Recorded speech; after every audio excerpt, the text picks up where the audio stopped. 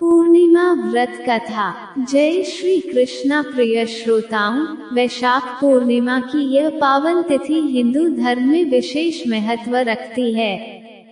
इस व्रत को धन और संतान दायक माना गया है। जो भी श्रद्धालु पूरे विधि विधान के साथ वैशाख पूर्णिमा व्रत रखता है, उसकी सभी कामनाएं भगवान विष्णु पूरा करते हैं।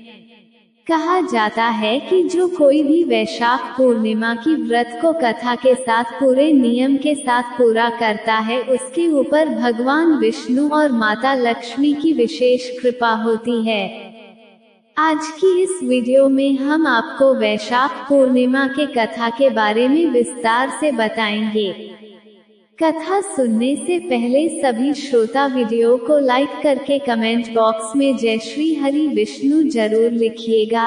एक बार द्वापर युग के समय माता यशोदा भगवान श्री कृष्ण से पूछती हैं कि आप संसार के पालन करता हो, मुझे ऐसा कोई उपाय बताओ जिससे मृत्यु लोक में किसी भी स्त्री को विधवा होने का भय न हो और न ही उसे निसंतान होने का दुख रहे। तब भगवान श्री कृष्ण ने अपनी मां से कहा कि मैं आपको एक ऐसे ही व्रत के बारे में विस्तार से बताता हूँ। सौभाग्य प्राप्ति के लिए हर महिला को 32 पूर्णमासी तक इस पावन व्रत को करना चाहिए।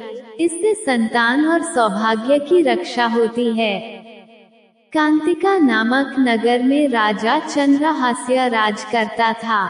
उसके नगर में एक धनेश्वर नामक का ब्राह्मण भी अपनी पत्नी सुशीला के साथ रहता था।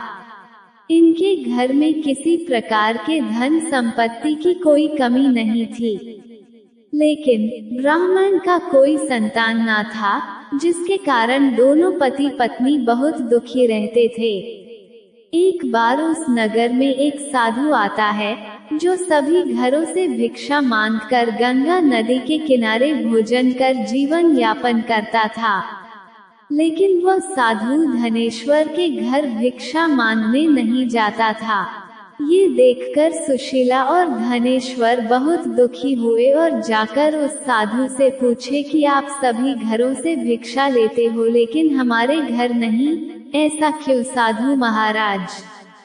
तब साधु ने कहा कि तुम निसंतान हो और ऐसे घर से भिक्षा लेना पतितों के अन्न के समान होता है। मैं पाप का भागीदार नहीं बनना चाहता, इसलिए तुम्हारे घर से भिक्षा नहीं लेता हूँ।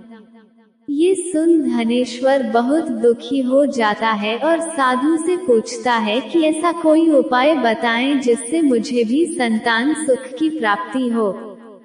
तब साधु ने उस दंपत्ति को 16 दिन तक मां चंडी के पूजन का सलाह दिया, जिसके बाद धनेश्वर और उसकी पत्नी ने ऐसा ही किया। दंपत्ति के आराधना से प्रसन्न होकर मां काली प्रकट हुई और सुशीला को गर्भवती होने का वरदान दिया और कहा कि प्रत्येक पूर्णिमा को दीपक जलाएं। ऐसे ही सभी पूर्णिमा को दीपक की संख्या बढ़ाती जाना, जब तक 32 दीपक न हो जाएं। माता के आशीर्वाद के फल स्वरूप सुशीला गर्भवती हुई। काली माता के कहे अनुसार वह दीपक जलाती रही।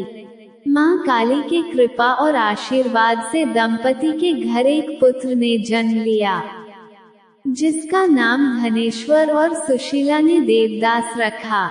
देवदास जब बड़ा हुआ तो धनेश्वर ने उसे विद्या ग्रहण करने के लिए काशी भेजा।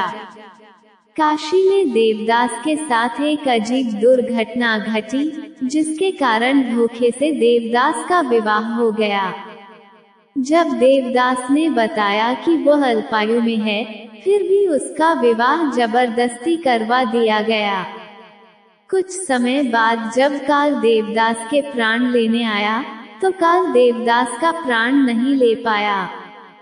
तब काल ने यमराज से कहा कि वह देवदास के प्राण लेने में असमर्थ है, जिसके पश्चात यमराज ने इसके पीछे का कारण जानने के लिए भगवान शिव और माता पार्वती के पास गया। तब मां पार्वती ने माता काली के वरदान के वृतांत को सुनाया और कहा कि ब्राह्मण दंपत्ति ने पूर्णिमा का व्रत रखा था, इसलिए काल देवदास का कुछ बिगाड़ नहीं पाया। तभी से कहा जाता है कि पूर्णिमा के दिन व्रत करने से काल से मुक्ति मिलती है और भगवान सभी मनोकामनाएं पूरी करते हैं।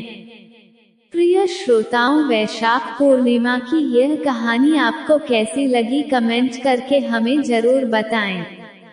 अगर आपको ये कहानी पसंद आई हो तो इसे लाइक और शेयर जरूर करें। कल फिर मिलते हैं एक नई वीडियो के साथ, तब तक राधे राधे।